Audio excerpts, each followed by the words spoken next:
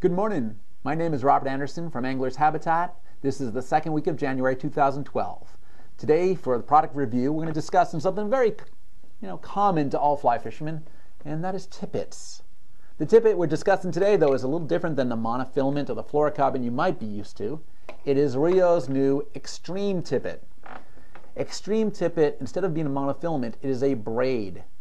It is a very strong, very thin, matter of fact, it's the strongest, thinnest tippet on the market. It is perfectly round. It's not flat like some braids. This is a perfectly round. It has no stretch. I'm going to get into a minute about why that is so critical with this. And because of the thin diameter, small diameter, it has very little drag. Really great for nymphing, really great for still water. It's offered in 3, 4, and 5X sizes. Extremely strong. 3X, 20 pounds. Be careful. Something that strong, you might end up breaking your fly line. 4X is 15 pound, and then the 5X is 10 pound. What makes this so great and why it's so popular right now, or will be popular, is because of Euro-nymphing. Euro-nymphing is a change in nymphing. Matter of fact, almost the exact opposite of our high sticking we've used here in the United States. The big difference, whether you're talking Czech nymphing, Polish nymphing, Spanish nymphing, the big difference is no strike indicator. It is done by feel, not by visual clues. So you're no longer looking at a strike indicator and watching it to stop moving.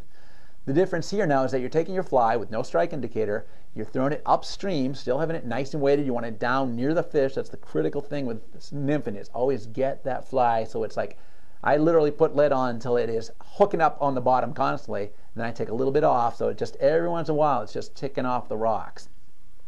Now the big thing is with European nymphing is that no strike indicator, you're flipping it upstream, but now you're moving the fly slightly faster than the current. In the past, we always threw that upstream, and then watch that strike indicator, watch the strike indicator, and then set that hook if it stopped moving the slightest little bit. Now the problem with this is, you use that old ratio, 1.5 times the depth of the water. It should be from your first fly to your strike indicator. So 3 feet of water, 4.5 feet from my fly to my strike indicator. Flip it upstream, 10 feet or so, it starts drifting back towards me. As I flipped it upstream, it's perfectly tight, perfectly taut. I can feel a slight little sensation, but as it starts to drift back towards me, the fly line, or the strike indicator, as it's drifting, and the fly at the bottom is going to drift slightly faster than the strike indicator on the surface. So as it starts coming back towards me, I'm now getting slack in my setup.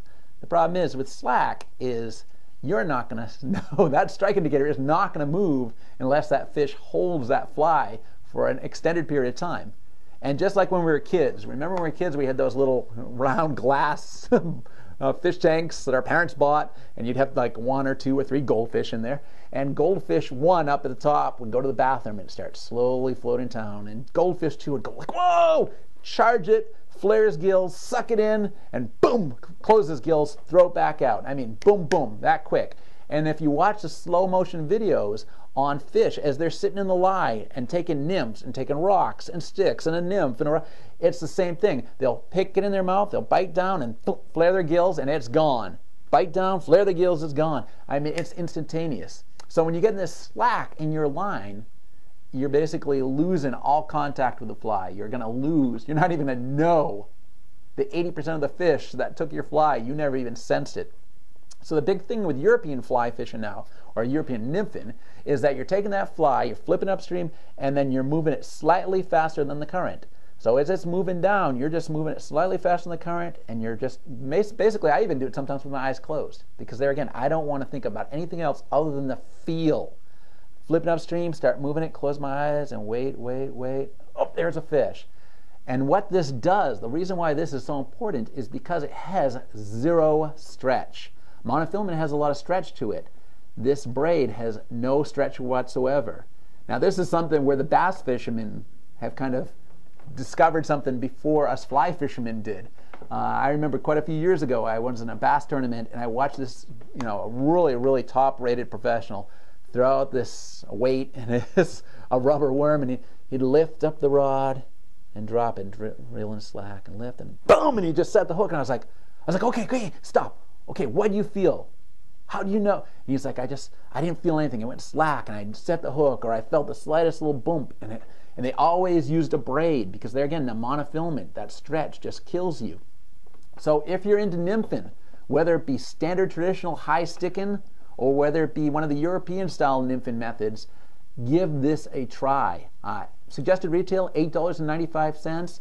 It is what, 20 yards long, and I mean, I would recommend there again the 5X, not because of the size. Size isn't that critical. Remember, when we're nymphing, we're not too worried about 5X, 6X. It doesn't matter. The fish aren't as spooky. It's getting it down to them.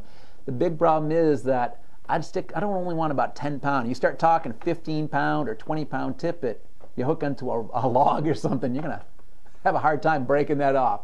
5X, 10 pound, great tippet material to use. Give it a try. I think you're gonna really like it, and you're gonna catch more fish, guaranteed. You will catch more fish. Also, before we close up today, there again, I would like to invite you, any of you in the area this weekend, the 13th and 14th, this Friday, Saturday, over at the Boise Fairgrounds is the Western Idaho Fly Fishing Expo. So swing on by and say hi. Until then, see you later and take care. Tight lines. Bye, guys.